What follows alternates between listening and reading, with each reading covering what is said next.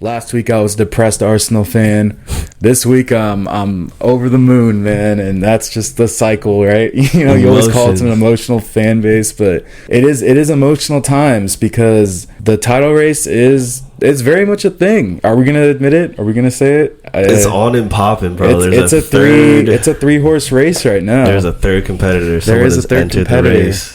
Manchester United is consistently winning games, consistently getting results, and consistently becoming a little more annoying on Twitter because there is some truth to those millions and millions of United fans. All the crowing. The crowing. There's a little truth to it. You would think third place was first place, but that third place is getting closer and closer too. They are lurking, and recently Arsenal have been dropping points. We've gone 3 games now after that last episode without a win, which is not the end of the world because we only lost one of those games. But considering how the first half of the season went and how much we got 50 points in half a season, like people, it's the end of the world if we're not winning games now. Luckily, we had an incredible win this week, and City managed to tie Nottingham Forest 1-1. I wasn't able to see the Arsenal game live, so I woke up and I went to a bar, or an Arsenal pub. Shout out to the Atlantic Crossing. You want to know something really sad, actually? What's up? This pub is going to get demolished at the end of the year, and they're putting apartments up. But they're going to move somewhere else. We'll see. We'll see how it goes. But it's weird, man. They're kind of getting rid of like everything that you would consider like a cultural spot. Yeah. It's so weird. And it is like an Arsenal pub in the sense that like the Seattle Gooners like group known through the Arsenal, like they're like the designated like support group of the Seattle area. They do a lot of events and stuff at this bar. Right. But they have jerseys, like they have like all kinds of retro jerseys, like a Man United jersey signed by the whole team. Like they have everything, all the Sounders jerseys. But no, it's a great place. They were showing a replay of the game at 9:30. I said, hey, you know what? I don't want to get up at 4:30 to watch Aston Villa, Arsenal. I'll do it sometimes. I'll do it for like the Manchester United games. But I was like, I'll just catch a game at the pub, drink a Guinness. Have a pint. No, but initially I just want to say though, like football is like such a magical sport. And it was a really fun moment going to this pub, walking in. Shout out to Edgar. Edgar came with me, but we didn't really know anybody there besides that. Yeah. I was like, screw it, let's go sit at the bar. And we're like cheering and screaming. This game was emotional as hell. It had ups, it had downs. First 5 minutes we're trailing. And like, I don't know, these guys, they're like from all over the place, and we're just talking, having a good time, all bonding through this club, right? And this crazy game. And like I said, we go down early, we find a way to equalize. They score again. It's 2-1 going to the half. We're all stressed. We're trying to not check our phones all day. Like it's right. And then I see on the TV behind us, City and Forest tied, because that was like a later game. And I see that you guys are beating Newcastle, and I'm like, oh, okay, like let's go. And it was a frustrating game in the sense that we felt like we were the much better team throughout, but Aston Villa had a couple chances, and they took those chances. Just like a City game almost. You guys dominated possession, dominated the amount of chances, and all City needed were those 3 chances and they capitalized. Well, especially the first half. Second half, we kind of fell apart. But so, we get an equalizing goal at some point, and it's 2-2.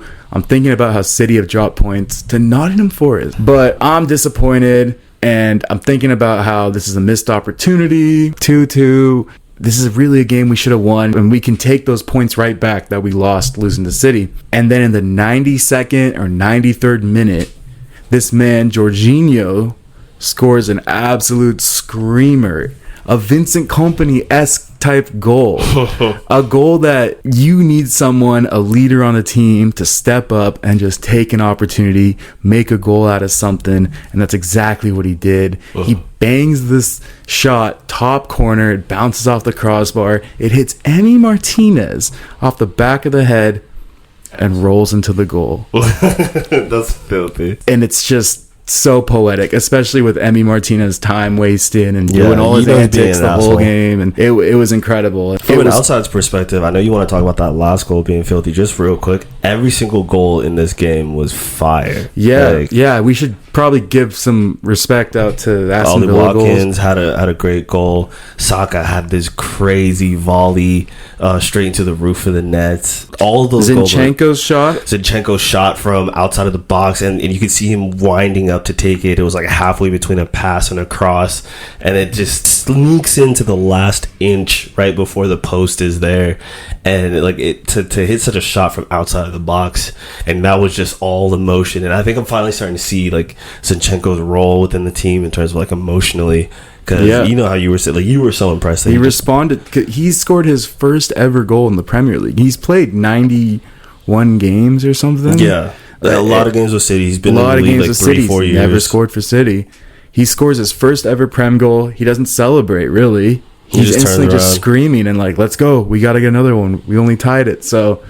Again, such a leader in this team. There's a clip going around Twitter of Gary Neville arguing with Robbie and saying Zinchenko's just not a leader, and Robbie's like, he's the captain of his country, and he's like, and then you could just see Gary Neville's just so fed up, and he's like, I don't need to talk to this guy. Like, I'm Gary Neville. Gary Neville's starting to get a little more. He was respectable, and now he's kind of just starting to ante up the whole like pro United agenda again, and it's kind of just like I feel like 5 years ago he was a pretty solid pundit, and then like the last 2-3 years I can't stand the guy, and he's so clearly just United to say whatever he can against Arsenal and for United. Yeah, so that was a great game for you guys, right?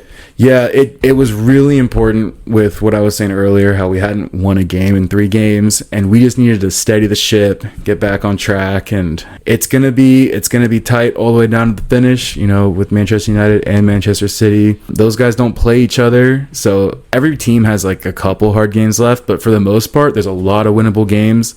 And it's going to be a battle of like who's not winning games, right? Who's not who doesn't take their chances, because that tie versus Nottingham. I mean, I know it's Keylor Navas in goal, and he's a titan, but City tying against Nottingham Forest is not a good look. That will be considered a missed opportunity. That Erling Haaland shot is a missed opportunity.